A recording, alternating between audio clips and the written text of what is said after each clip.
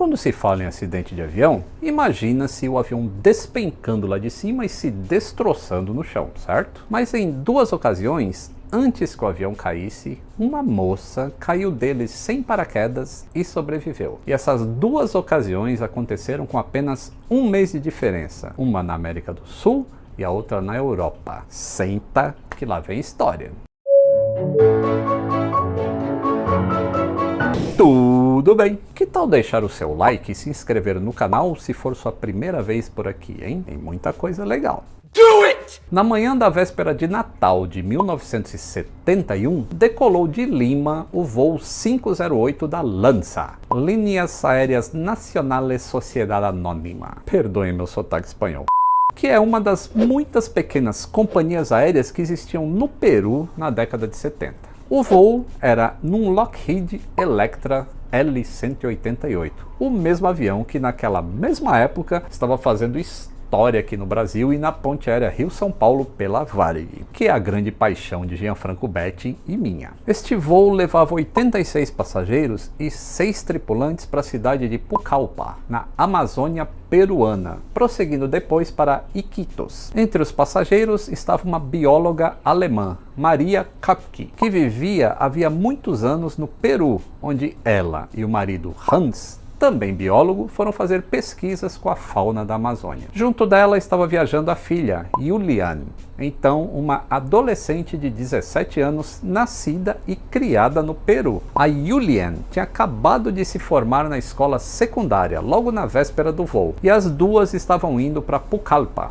para se encontrar com Hans, que trabalhava lá no Centro de Pesquisas da Biologia da Amazônia. Tudo correu bem na travessia dos Andes, que é onde acontecem as maiores turbulências, mas assim que o avião começou a sobrevoar a planície amazônica na aproximação para Pucallpa, encontrou um CB pela frente, uma gigantesca nuvem de tempestade. Eu já falei aqui no canal sobre esse tipo de nuvem e também já falei que normalmente a conduta dos pilotos é desviar de um CB, se afastar dele, porque quando se entra num CB podem se danificar algumas coisas no avião, como a gente viu nesse vídeo. Só que não se sabe por que isso não foi feito naquele Electra e o avião voou direto para dentro da nuvem de CB. Tempestades tropicais na Amazônia não são coisas fáceis, hein?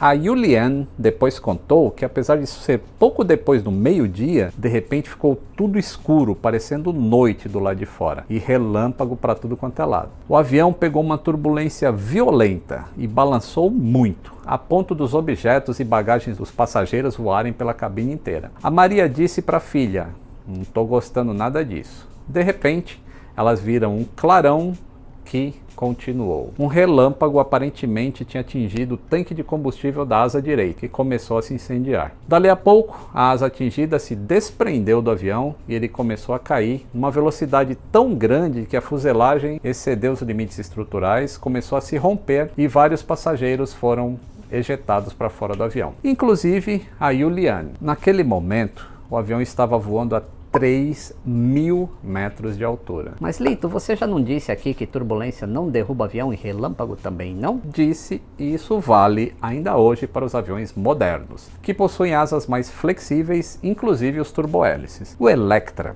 é um projeto dos anos 50 e apesar de até aguentar bem uma turbulência severa, inclusive ele é até usado para entrar em furacões e jogar as sondas de pressão dentro dos furacões, a asa dele é muito rígida e não dissipa bem tensões muito grandes. Quem comprou meu livro sabe que a história inicial dos Electras não foi nada boa. Quanto aos relâmpagos, mesmo no Electra, um relâmpago não deveria incendiar um tanque de combustível, porque o combustível está selado lá dentro do tanque. Não se sabe ao certo o que causou a falha estrutural no avião, mas dá para especular que poderia ter um vazamento exposto de combustível ou até alguma rachadura na área seca, coisa que a gente na Varig inspecionava direto e achava rachaduras em asa e vazamento de combustível. Só que a gente está falando da LANSA, que já tinha uma reputação péssima de manutenção no Peru por causa de 2 acidentes que ocorreram pouco antes desse acidente. De toda forma, é mais provável que o incêndio da asa tenha tido menos influência na queda do que a falha estrutural pela tensão na asa causadas por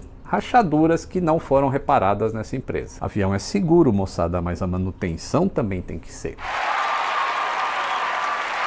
Milagrosamente, Juliane sobreviveu a uma queda de 3.000 metros. É impossível de saber exatamente por que ela sobreviveu. Só que as pessoas acreditam que ela caiu junto com a fileira de poltronas inteira, que não é lá muito aerodinâmica. Isso cria uma resistência do ar, na queda, e diminui a velocidade terminal, que é a velocidade máxima que a pessoa atinge numa queda livre na atmosfera. Além disso, ela caiu na selva amazônica e a copa das árvores também deve ter amortecido o impacto final. Mesmo assim, foi um baque e tanto. Ela ficou alternando períodos de acordada e desacordada até o dia seguinte. Ela estava com várias feridas e escoriações, uma vértebra deslocada, o que significava que ela estava correndo o risco de ficar paralítica e sem poder se mexer, podia morrer ali naquele local mesmo. Também tinha uma fratura parcial da tíbia, que é o osso da canela. E aí vocês acham que já tiveram um Natal ruim?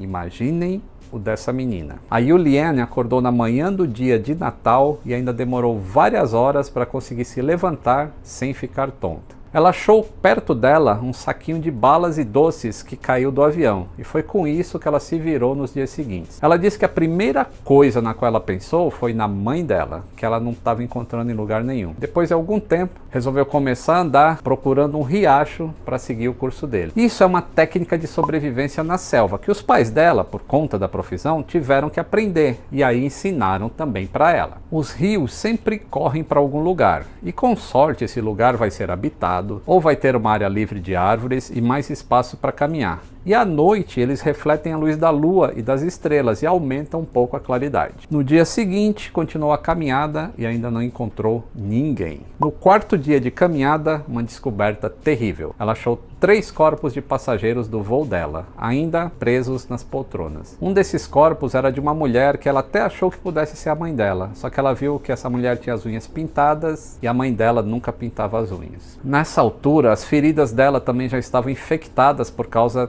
do ambiente da floresta. Isso me lembra que aconteceu a mesma coisa com os passageiros do voo Varig 254, e ainda vai ter a história do Varig 254 aqui no canal. Só no 10º dia de caminhada, ela achou um barco e uma cabana de lenhadores. Não havia ninguém lá dentro, mas ela pelo menos podia dormir abrigada naquela noite. Ela também achou um barril de óleo diesel para motor de barco e usou o diesel para desinfectar as feridas e tirar as larvas que estavam começando a se depositar lá. No dia seguinte, os lenhadores chegaram, deram comida para ela e levaram a Juliane para um acampamento deles, 7 horas de barco pelo rio. De lá, com comunicação, arranjaram um avião que levou a Juliane para Pucallpa, onde ela foi internada no hospital. O pai dela foi correndo para lá e só então eles se reencontraram. A Juliane foi a única sobrevivente. Morreram 91 pessoas nesse acidente. O corpo da Maria, a mãe de Juliane, só foi encontrado no dia 12 de janeiro, 19 dias depois do acidente. A Lança, que já tinha má fama, depois desse acidente ficou com o voo às moscas. Ninguém mais queria viajar na empresa. Sem vender passagens e com a perda do avião e mais as despesas depois do acidente, ficou sem dinheiro para continuar operando e faliu.